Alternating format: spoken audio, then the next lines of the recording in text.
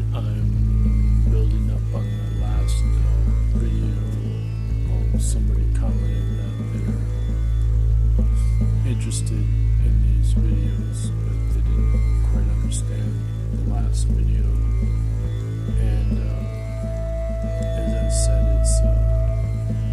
it's in chapter 11 of the Taoist Yoga, Alchemy and Immortality book. And so the Qigong master, whom I call the original Qigong master, he said how he had to have his advanced students teach level 3 because he had used his energy up too fast, and so he experienced dizziness, and so he had to meditate to recharge his energy, and so that corroborated what I had experienced. It wasn't just a vertigo dizziness, it is a space-time vortex dizziness, and the cause is not having enough Yuan chi, your cosmic chi, built up and stored in the elixir field of the lower dantian, which is the second brain of the body. So you have more neurons there than in the heart. And the Yuan chi is the delocalized protons, so it's the non-local energy, but it's based on the frequency of the light, so that if you turn the light around in meditation at any frequency, you can access the Yuan chi. But the Yuan chi is created based on the complementary opposites of the yin and the yang. So you have the yin Shen and the yang chi, or yang chi,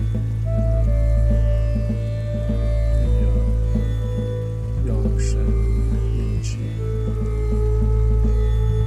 And so this is why when you rotate your eyes during meditation, you can actually feel the lower dantian being activated through the central channel. And if you rotate your eyes counterclockwise, then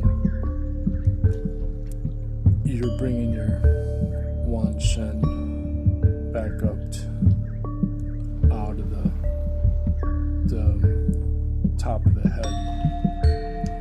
And when you're in the immortal breathing stage, then the top of the skull actually gets soft and it pulsates. And I only achieved this state for a couple of weeks, and then since I was doing healing and I didn't understand what was happening to me because I hadn't studied the Taoist Yoga book, then I stopped practicing because it was just too intense experience, and I had no idea what the details were. And then as I researched the science, this is how I realized it's the equivalent to like general relativity, whereas in standard relativity you have a constant rate of change, and so therefore you can maintain it's like you can keep the light turned around, like the teaching assistant of the original Qigong master, Jim Nance, he describes it as like you're maintaining an image. And so this is the same as in Zeno's, what they call the quantum Zeno paradox. So you can have a laser light that's like a strobe light, and essentially you prevent the wave function from collapsing by continually taking measurements, and the rate can be essentially at the like an ultrasound frequency rate, which would be for a laser would be in microseconds in wavelength. And so it's proven that we do this when we are listening and adjusting for the phase difference between the left and right ear. And so then in Taoist yoga alchemy, we know the left ear is the yang qi, whereas the left eye is the yin qi. And vice versa. And so this is how you get the reversal of the cross modulation. And so eventually what you're doing is you're absorbing virtual photons from the future using the reverse time energy as anti-gravity. And so then the external matter slows down in time as a relativistic shift in the frequency. So that's what they call redshift or matter as it goes towards the speed of light. But since it's a quantum momentum, then the internal frequency is increasing, which in meditation is literally internally.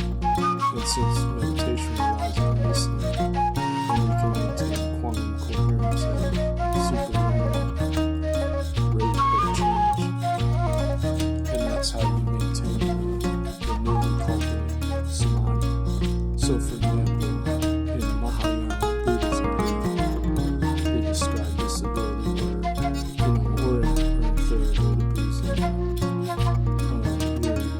you can levitate, but if you keep turning the light around, you can maintain your levitation while you're consciously aware. And so that's the goal of Mahayana Buddhism, is that you maintain that theta in your conscious brain, dream state, as you do levitating. But as soon as you have a left brain dominant thought, then you lose the quantum mechanics of wave fusion process. Because you lose the yang qi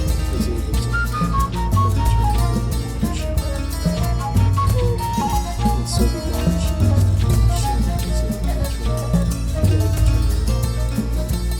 and so recently Dr. Levin has led research discovering the BioElectric Field, what he calls the potential voltage membrane of the body. And this is what controls our morphology. This is where we have 2 heads and 6 fingers, and that this is a slow it's on the body itself, based on really good potential, but it's actually controlled through the positive ions, which is the yang qi. So it's based on the potassium ions or the sodium or hydrogen ions.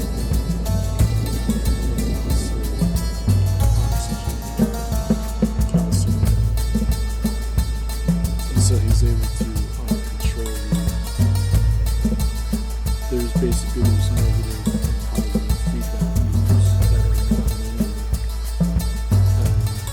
So he's using computing algorithms to figure out, to basically reverse engineer the stored voltage potentials there. So it's like a number, and says it's regulated based on the frequency and amplitude. And he's saying this is different than say biophoton energy or like a millivolt or millisecond frequency radio system of pulses. But of course, what they found is that the ultrasound is sort of gateway frequency